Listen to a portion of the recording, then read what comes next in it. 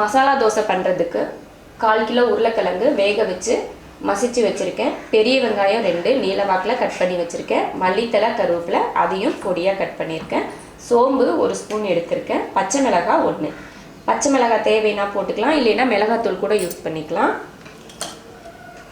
இஞ்சி பூண்டு பேஸ்ட் வந்து 1/2 ஸ்பூன் எடுத்திருக்கேன். கொஞ்சம் மஞ்சத்தூள், கொஞ்சம் மிளகாத்தூள், தோசை மாவு எடுத்து வச்சுருக்கேன். நம்ம சேனலை சப்ஸ்கிரைப் பண்ணாதவங்க சப்ஸ்கிரைப் பண்ணிவிட்டு பக்கத்தில் இருக்க பெல் பட்டனை ப்ரெஸ் பண்ணிங்கன்னா தான் நான் போடுற வீடியோ உங்களுக்கு உடனுக்குடனே தெரிய வரும். 2 ஸ்பூன் எண்ணெய் ஊற்றிருக்கேன். எண்ணெய் காஞ்சிருச்சு. அதில் சோம்பு சேர்த்துக்கலாம், பச்சை மிளகாய், வெங்காயம்,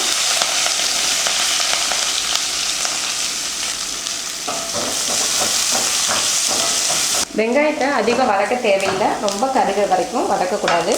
அடுத்து இஞ்சி பூண்டு பேஸ்ட் சேர்த்துக்கலாம். அடுத்து மிளகாத்தூள், மஞ்சத்தூள் சேர்த்துக்கலாம்.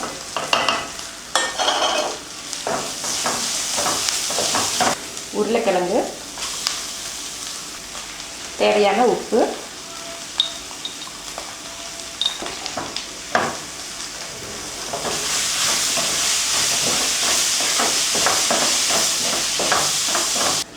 மல்லித்தலை கருவேப்பிலை.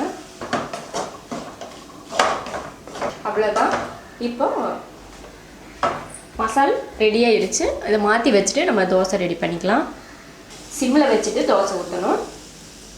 தோசை ஊற்றிக்கலாம்.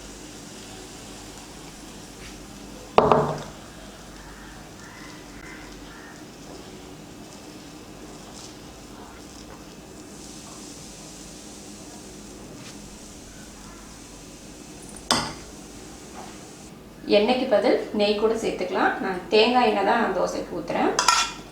இப்போ அடுப்பை ஹை ஃப்ளேமில் வச்சுக்கலாம். தோசை ஊற்றுனதுக்கப்புறமா தான் அடுப்பை வந்து அதிகமாக வச்சுக்கணும். தோசை கரண்டி எடுத்து இப்படி நல்லா அமுத்தி விடணும் மாவு. இல்லைன்னா நம்ம வந்து திருப்பி போட மாட்டோம், அதனால வேகாது இல்லையா, அந்த மாதிரி இருக்கிறது. அதனால் இப்படி பண்ணோம்னா அது வெந்துடும். இப்போ மசால் வச்சுக்கலாம். தோசை ஓரளவுக்கு வெந்துருச்சு. இப்போ மசால் வச்சுக்கலாம்.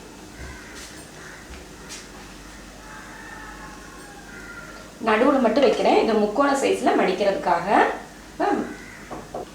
அதிக நேரம் வேக வச்சிட்டிங்கன்னா நடுவில் வந்து நம்ம மடிக்கிறப்போ தோசை வந்து அடியில் அது மொறுமொறுன்னு இருக்கிறதுனால உடஞ்சிரும். அதனால அதிக நேரம் வேக வைக்க வேணாம்.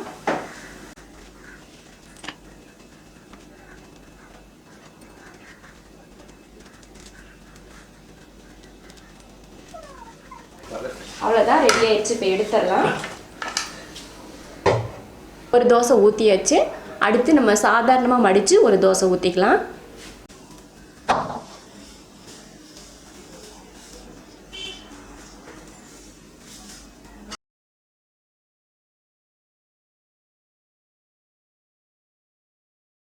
கால் கிலோ உருளைக்கிழங்கு வேக வச்சதில் 4 தோசை வந்துச்சு.